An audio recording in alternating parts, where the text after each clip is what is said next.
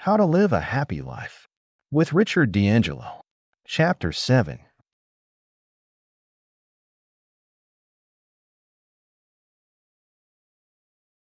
Hello, my name is Richard D'Angelo, and this is a series of lectures on how to be happy in life, Chapter 7. In this chapter, we're going to recap what we covered in the first 6 chapters. I covered a lot of material, and hopefully you recall a lot of it, but this is to ensure that it stays in your mind. Let's begin at the start. We started by determining that you are not your mind.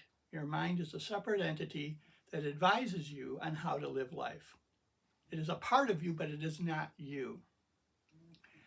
We also established the fact that you want happiness in your life, but your mind has another agenda.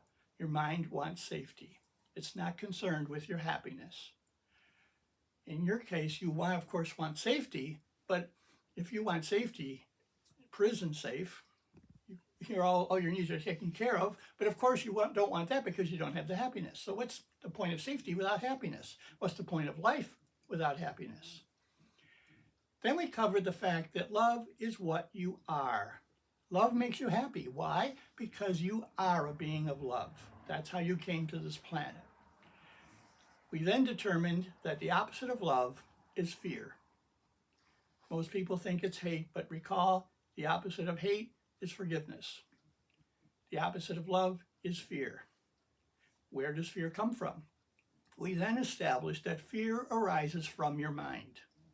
The mind uses fear to control you so that it can have its way with you.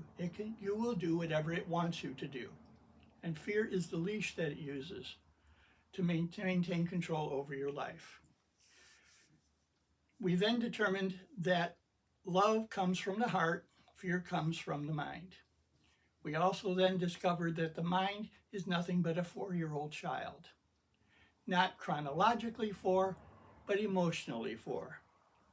The 4-year-old is afraid of boogeymen in the bedroom. The mind is what-ifing all the time, particularly if you're doing something it doesn't quite feel comfortable with. What if, what if, what if, what if? All those fears.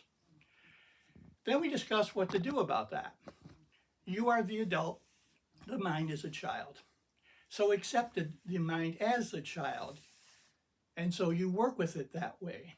Children want to be heard. You listen to your mind, but that doesn't mean you have to follow what it says. You need to establish boundaries. You are the adult, so you decide what you want to take in from the mind and what you want to not take in, let go of, mainly most of the fear. The mind thinks it's helping you by giving you all these what-if situations so that you'll be prepared in case all these things happen. But the problem is there's 10,000 things that could go wrong, and if you spend all your time worrying about all 10,000, you'd never get anything done. So your happiness depends upon controlling that mind. It's a wonderful servant, but it's a terrible master. So in that regard, you need to free that inner child so that you can have fun and have a controlled mind, which will bring you internal happiness. We will go even further than that in our next lecture. The Power of Self-Awareness and Self-Acceptance, a guide to finding happiness within, my new book, explores all the details of these lectures and more. My book is filled with many fascinating stories and discussions focused on helping you obtain increased levels of happiness and self-love in your life. This book would be a wonderful gift for family and friends. It is available on both Amazon and Audible.com. Check out the links below for easy access.